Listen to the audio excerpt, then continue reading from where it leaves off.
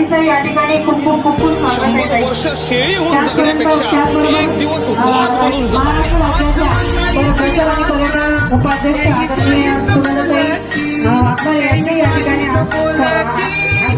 त्या प्रसंगी त्यांचं या ठिकाणी खूप खूप स्वागत आहे.